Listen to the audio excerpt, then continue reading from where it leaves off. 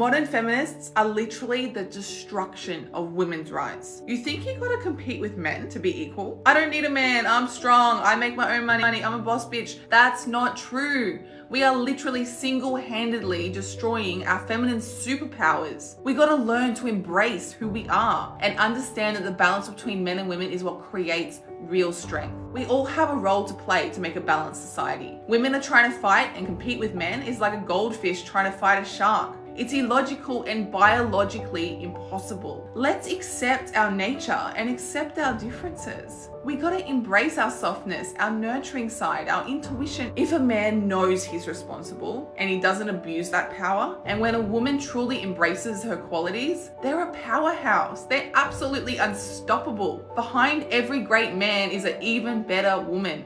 We all want a strong man. You can deny all you like, but deep down, this is what every woman wants. Some feminists really need to learn what real feminism is after they unlearn the fake woke feminism.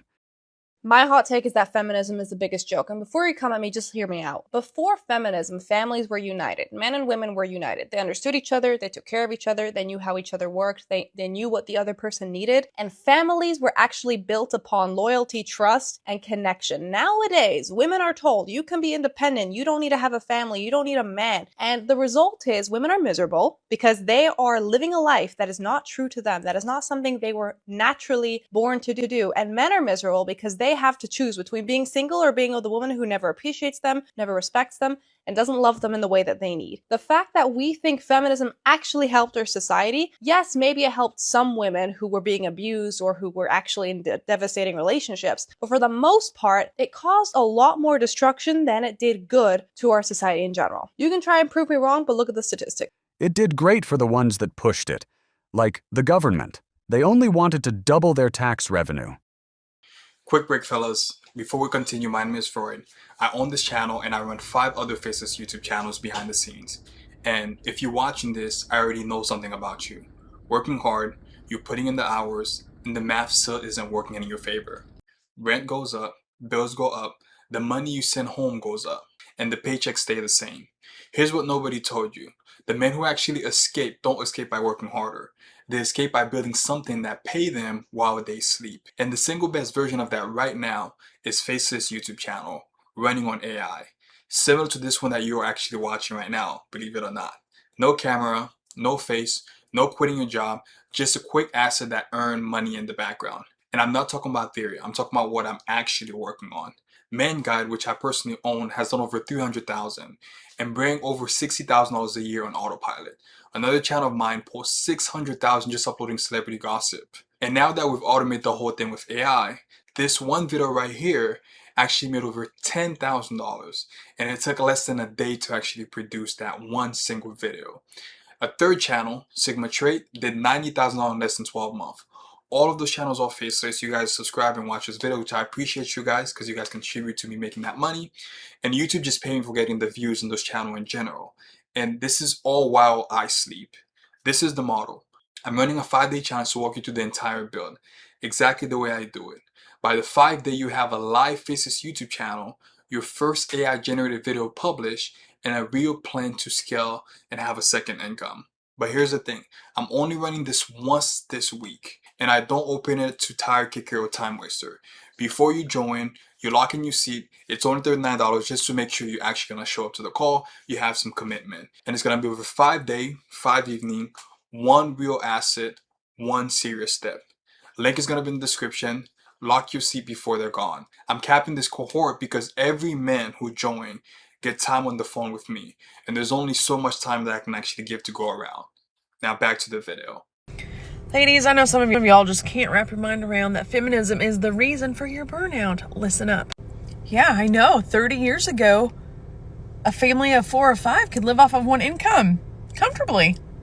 So let's backtrack. Feminism told women you need independence. You need a career. You need to prove yourself outside of your home. So think about it. Labor supply doubled. Wages kind of stagnated. Meanwhile, the cost of living just shot up. So employers didn't have to pay a single man because it was so common for both people to work now because of feminism. And then everything inflated because society got used to people having 2 incomes. then women told other women that it was oppressive to be a stay-at-home full-time mother and that you needed to go climb the corporate ladder, you baddie boss babe. So ladies, we fed into the lie. Not only do we have the mother duties and the home duties, we now have a 40-hour work week on top of that. So realistically, what happens from this? You end up being exhausted, stressed, burned out, anxious, depressed. What do some people resort to? Medication. And what happens? The cycle just keeps continuing. And then marriages fail. The family crumbles. So walking away from God's design, this is what we've got. Buckle up, you. Feminism has overtaken this society and causes women to feel that they have to be better than men to prove something. Well, joke's on them now. Feminism sold us the biggest scam of our generation. They told us we were empowered. But what did we actually get? Burnout, debt, stress, a double life where we work like men and still carry the entire home on our backs. And here's the truth nobody's talking about. Feminism didn't set women free. It trapped us in a masculine system that we were never designed for. They told us to compete with men, to lead like men, to talk, think, act like men, and now we're exhausted, we're disconnected, resentful, and wondering why nothing feels right. We don't need more feminism. We need to reclaim the femininity that was stolen from us, because that's where a woman's real power has always been. In softness, in harmony, emotional intelligence, intuition, influence, not in becoming a copy of the men we were created to complement. If you want to break free from this conditioning and learn how to step back into your feminine design, the design that brings peace, love, protection, and real freedom. The word empowered by definition means someone is empowering you. And if women are being empowered, then who is empowering them if not men?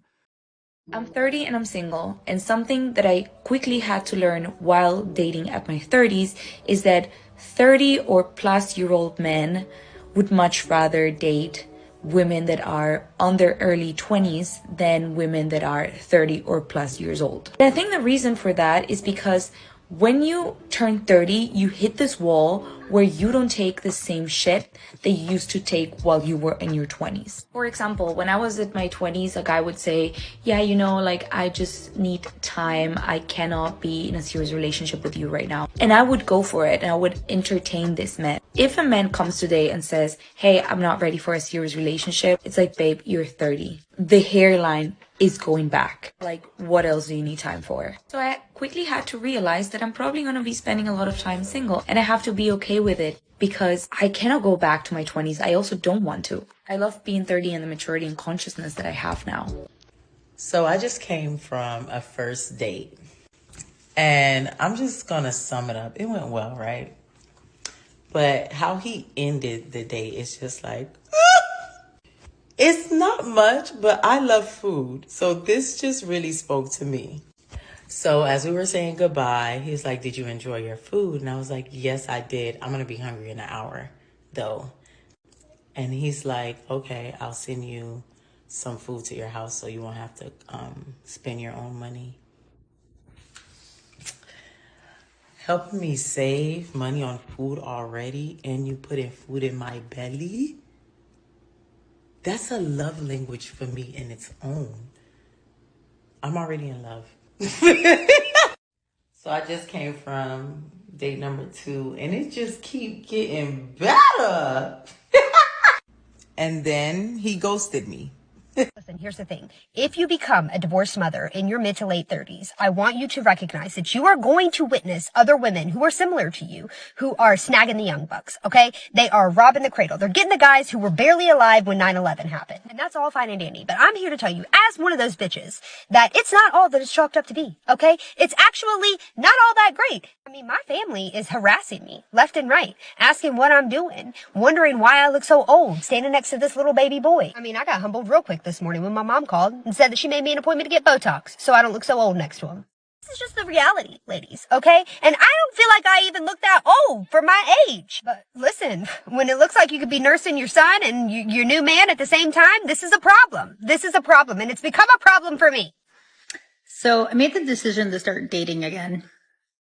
people actually being asked on dates? Because I feel like there's lots of pen pals, but no, like, invites? Like, is that the way to put it? So help me out here. Are people actually going on dates or being asked out? Like, what's going on? I want to talk about being single and wanting to be loved. I'm currently on a trip on my own in Costa Rica, and something really amazing happened to me today. I'm coming towards the end of my trip and I'm getting a little bit in my feels, and I made a video, it's a couple of videos back, talking about rejection and the fact that I started this year experiencing lots of different rejections, both personally and professionally. Some of those were, of course, in the world of dating, and it just made me think, God, is this ever going to happen for me? Now, I talk a lot about being single and being happy, and I think that no one is perpetually happy. No one is happy 100% of the time. It's just not possible. However, in general, I'm incredibly happy because I just don't want to settle. I know the kind of relationship that I want, and so I'm willing to hold out for that relationship. However, there are days where I'm just like, oh, I would really like to start that journey now. I would really like to start that journey with somebody. And today was one of those days. I woke up and I was feeling, you know, a little bit kind of like emotional and a little bit like, I don't know if this is ever going to happen. And then all of those kind of old thoughts and patterns come up for me, like, what's wrong with me? Why does no one want me? Boo-hoo. But I recognize now, and I'm very aware, self-aware, that those are just thoughts and they're not actually a reality. So I choose not to buy into them because now I have that choice. So anyway, I took myself to breakfast because I was like, I need to eat something. I took my journal. I'm like, I'm going to just journal this all out and I'm going to feel so much better. And as I was sitting down to have my breakfast with my journal, my holiday friends that I made on a trip yesterday came down for breakfast and they were leaving this morning. And I was so happy to see them because I thought they'd already left. And I don't know if you believe in coincidences or serendipity or the universe or whatever, but I certainly do. And one of the women, Ro, started telling me a story about how she'd been single for 14 years and then she has now met this incredible man and she's in love. She's just turned 39. They've been together for like the last year or so. And she also told me that her mum didn't meet her now husband of 15 years until she was 43. She didn't meet the love of her life until she was 43. I'm of the belief that we definitely have more than one love of our life or one soulmate. I think there are many, many people. And I think for the different versions of us that we are, there are many different junctions that we can take. But when I heard her tell this story, it just filled my heart with so much joy. And I was just like, that's the hope and faith. That's the hope and faith, because the person that I'm going to be with exists. They're alive, living their life somewhere.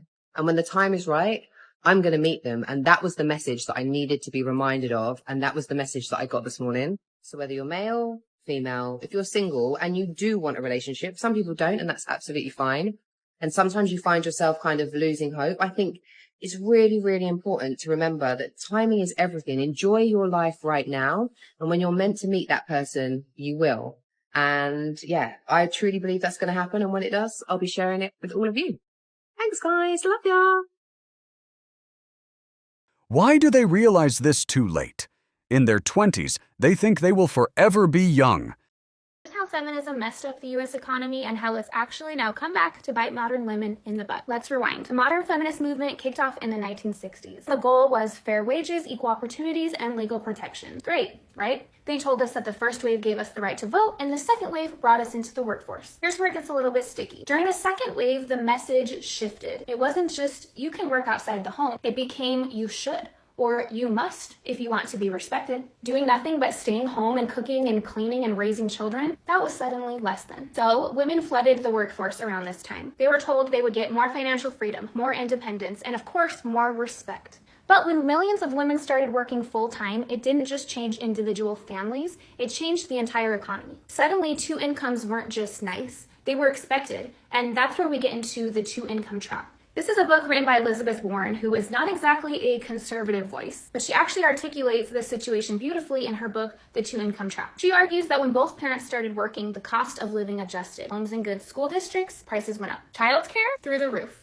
Everything from health insurance to groceries inflated to match dual income spending power. So now we've created this world where it takes two full-time incomes to just be able to afford the same lifestyle one income covered in 1960. Feminism told women and even sold them the idea that they were breaking free. But for a lot of women, especially moms, it feels more like a trap. Because now the choice to stay home with your kids isn't even on the table for many families. So many women would love to be able to be homemakers and clean the house and cook and take care of their kids, and they can't. Because what used to be a respected and even honored role of homemaker, caregiver, mother got dismissed. Feminism lied to us and told us that success only looked like climbing the corporate ladder and competing with men. But we traded in something priceless: time with our children, peace in our own homes, and even financial flexibility. So while women were told you should do it all, what we ended up with is exhaustion, rising debt, and a system that only works if you're always working outside your house. The very movement that claimed to be liberating women made it nearly impossible to live on one income. And I'm sorry, but that is not empowering. Turns out that there's a real price to pay when a society stops valuing motherhood. When caregiving is treated as invisible labor and homemakers are seen as less than, everybody actually loses, especially women. Not just emotionally or in the family structure, we could talk about that forever, but economically as well. So no, I'm sorry, feminism didn't save women. It told us we need to do it all, and now our generation is paying the price for it. This was a complete manipulation by the government, and women were dumb enough to fall for it. You know what's wild is when feminism told women that they don't need men, it wasn't to make women more free. It was to make them dependent on the state instead of their husband. Think about it for a second. Before the 1960s, family was the safety net. If something went wrong, you had a husband, a father, a brother, a community, a church, a safety net. The people took care of each other. They cared about each other. Then came no-fault divorce in 1969. Suddenly, marriage wasn't a covenant. It was a contract that you could walk away from. Okay, and get this. And when the families started falling apart, who stepped in? The government. Welfare replaced the husband, the system replaced the father, and schools, they replaced the home. Women were told that this is freedom, that being alone, raising kids by yourself, and relying on checks from the government made you strong. But what it really did was break the structure that once protected us. It separated women from men from their families, and children from both. The state became the new husband that offers no love, no legacy, no protection, just control, dependency, and paperwork. And now, generations later, you have women exhausted, men disengaged, and children who grow up not knowing what family feels like. That wasn't progress, that was replacement. Isn't it so crazy that feminism does the exact opposite of empowering women? It is not giving you freedom, it is actually silencing you. It has convinced women that sexualization is freedom, that selling their bodies online is freedom, that having multiple partners is freedom. But what this actually does is exploit you and enslave you. It's funny how feminism actually just gave the worst type of men exactly what they wanted. I mean, having as much emotionless sex as possible, OnlyFans, running around half naked, killing their babies, men and women's sports. How does that equal female empowerment? Not to mention you're warding off all of the good men. I mean, you guys say over and over how much you hate men when you are literally doing the things that please the worst type of men. If you were focused more on traditional femininity, on having one partner, on getting married, on having kids, on building a family unit, I promise you would attract really good men into your life, and therefore you wouldn't hate all men. And every time I say things like this, I get told that I'm tearing down other women. No, the reason that I post what I post is because I actually care about other women and their well-being. You can take it or leave it. But if I were to just let you exploit yourself and enslave yourself to what I would consider a cult, I mean, take Bonnie Blue, for example, that would be me not caring about you. But modern women aren't ready for this type of conversation. Feminism is great for promiscuous men. Feminism has made business boom promiscuous men. But ultimately, when women are promiscuous, they're devaluing themselves. You're saying, my body is not valuable. It's for everybody to see. Whenever you dress promiscuously or if you sell your body online, you're saying, my body is a cheap commodity that you can get for free or for just a few bucks. Many women are willing to give up sex without commitment. Most young women today are willing to have sex with men without any commitment involved whatsoever. And so if you give a man sex, which is what he wants, without any sort of a commitment, that subconsciously signals to those men, you can have the thing that you want from me without any commitment to me. Well, men that want real companionship suffer the most and are done now. Hey, let's debunk 4 lies the modern feminist movement has told women. Number 1, women don't need men. It started in the 60s with the phrase, a woman needs a man like a fish needs a bicycle. Which biologically, women are wired to depend on men, and men are wired to actually depend on women too. So God didn't get it wrong when he created 2 sexes, male and female. Men are here to provide and protect, and women thrive under that strength. With number 2, men and women are the same. When women started having casual sex to compete with men who were using them, they were told that they could handle it, but they couldn't. Why? Because women are not built to separate sex from emotion. That doesn't go to say that men should be sleeping around, because that's not God's design either. But women are flaunting their body count as if it's something to be proud of, when actually there's pain there that nobody wants to commit to. Men and women were designed to complement each other, not compete against each other. Number 3, the biological clock isn't real. It is. Women are designed to procreate for a set amount of time. And when that time is up, it gets harder to nearly impossible. But culture wants to tell women to delay marriage and prioritize a career. So when she's finally ready, it's often too late, which leads me to my final point, which is a career is more meaningful than marriage and children, which is the biggest lie of all, because work doesn't love you back.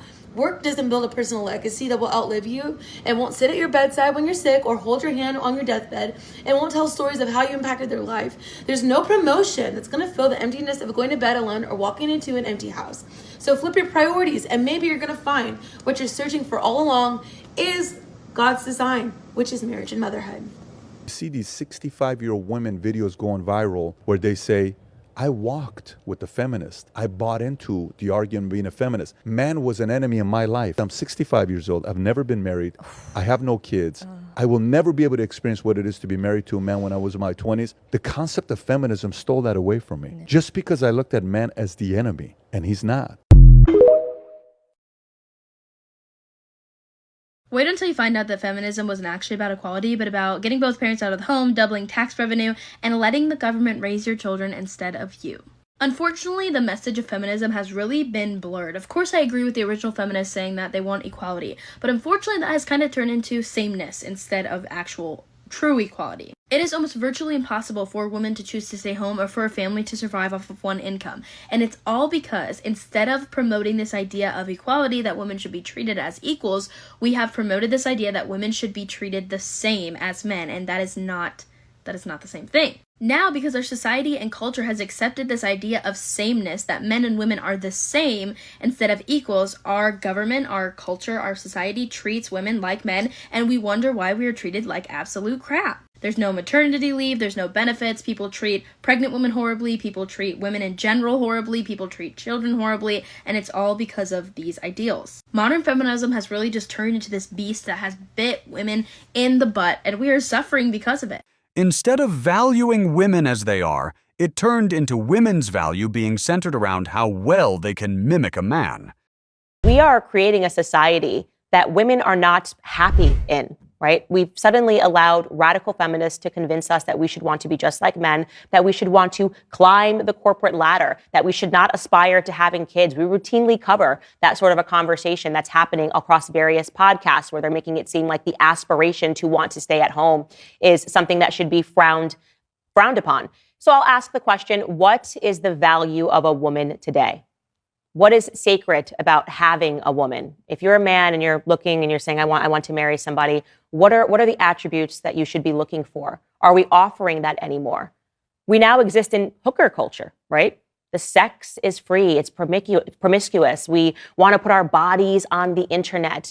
We say that somehow renders us more free, which in my personal opinion, actually, I think it's bondage. When the only way that you can get attention and the only way that you can get people to look at you is by taking off your clothes, it's because you have no substance. Why would I be a feminist when I can just be feminine? Feminist ideology tries to convince women that relying on men is wrong. Bring down the patriarchy. And women actually benefit the most from this patriarchy. Let's let the men lead. Let's let the men go to war, do the tough jobs, work 80 hours a week, and let the ladies get her nails done, learn to cook, learn to sew. There's no pride in being Miss Independent. It's important for everyone, man and woman, to be able to be independent and take care of themselves. But you don't win a trophy because you didn't rely on a man. The feminist ideology is the opposite of femininity. The happiest women I know are in relationships with men. And the most bitter people I know are single girls who are feminists. Any ideology that breeds contempt for an entire race, aka the male race, is not beneficial for you.